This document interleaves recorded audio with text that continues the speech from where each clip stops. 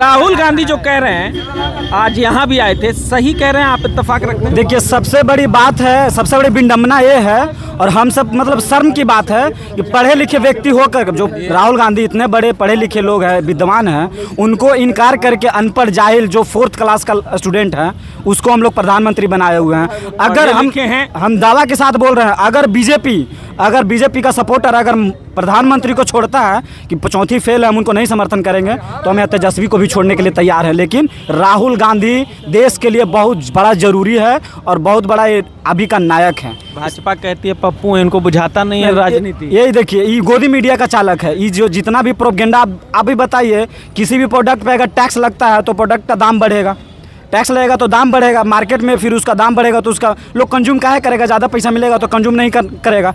तो इस जो विदेश में जो टैरिफ लग रहा है तो उस पर गोदी मीडिया क्या बोल रहा है कि विदेश का घाटा है, ये घाटा है, हमारा देश का घाटा है उसमें। मोदी जी अगर किसी में डंका बज नहीं, यही तो बात है। ट्रंप जी इतना बड़ा मुद्दा लेकर के सबसे थाली बजवाएं ट्रंप जी के नाम से, मतलब अब की बात ट्रंप, नमस्ते ट्रंप, उस सब में सरकार हम लोग का पैसा खर्च हुआ, उसका क्या फायदा हुआ? 56 इंच का सीना है मोदी जी का। वो 56 इंच का नहीं है, 56 इंच का नहीं है, वो 4 इंच का है, वो 56 इंच का नहीं है। जाहिल है, अनपढ़ है, गवार है, बदतमीज आदमी है, झूठ बोलने में नंबर 1 आदमी है। अच्छा, एक बात बताओ, मुझे एक सवाल का जवाब दो। भारतीय नागरिक हो, लाजिम है कि अच्छा बुरा होगा, देश के साथ बुरा लगेगा। अभी हिंदुस्तान और पाकिस्तान के बीच तनाव था।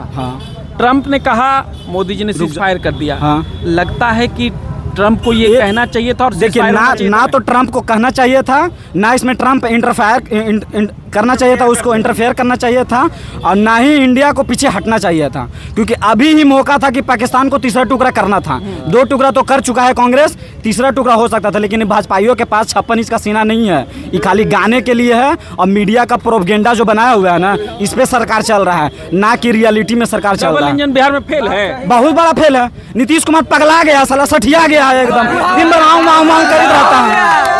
बताइए, उसको खुद से, उनको खुद से माननीय है, उनको खुद से रिटायर लेना चाहिए था, लेकिन लोभ लालच में पड़े हुए हैं। कोची का लोभ लालच? सीट का लोभ लालच है। अपना बेटा को लॉन्च करना चाहता है, वो पगला बेटा है, 1 नंबर का पगला। अगर सही रहता तो लॉन्च हो जाता, लेकिन वो पगला है। अच्छा, हमको एक बात बताइए, ऐसे नहीं बोलते किसी के लिए। आप मुझे एक बात बताइए, नीतीश कुमार लगातार कह रहे हैं कि बिहार में इतने साल काम किए, सुशासन है, काम किए, अभी आने वाले 5 साल में 1 करोड़ रोजगार भी देंगे, ये भी कह काम किए हैं। लेकिन आप बताइए, 2020 चुनाव के पहले उनका क्या मुद्दा था? रोजी रोजगार मुद्दा था?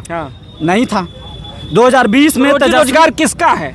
2020 में तेजस्वी सरकार आया, मैनिफेस्टो सबसे पहले आरजेडी का लॉन्च हुआ था। उस मैनिफेस्टो में तेजस्वी लाया 10,000 नौकरी का, मतलब 10 लाख नौकरी का मुद्दा लाए। उसके बाद बीजेपी भी कॉपी पेस्ट कर दिया, 19 लाख रोजगार। नौकरी नहीं बोला, रोजगार बोला था वो, नौकरी नहीं बोला।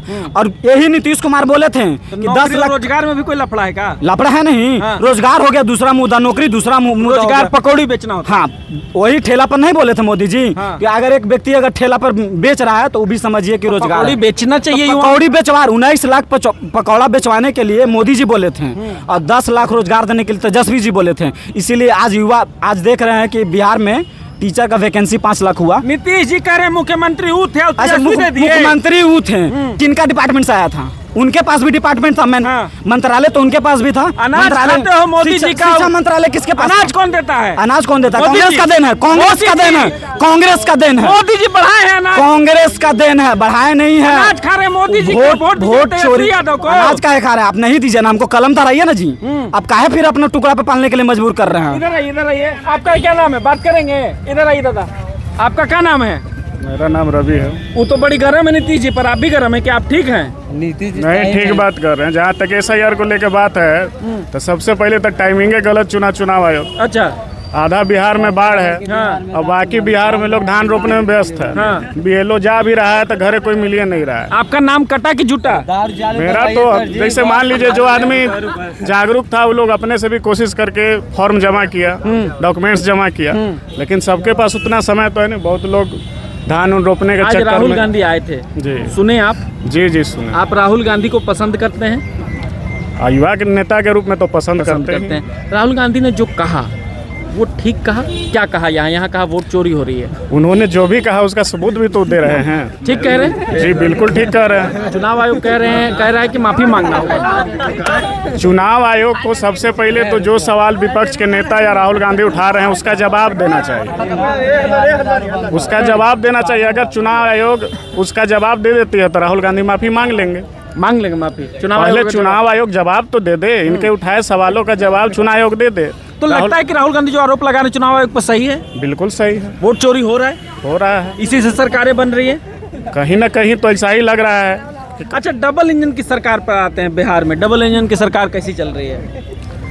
सरकार आप देख रहे हैं कि बिहार में हमारा औरंगाबाद जिला जो है बहुत शांतिप्रिय जिला था। हाँ। लेकिन 1 महीना के अंदर यहाँ भी 5-5 मर्डर 6-6 मर्डर हो चुका है। यहाँ भी? जी, तो आप उससे समझ सकते हैं कि किस तरह का सरकार चल रहा है। बिहार त्रस्त है।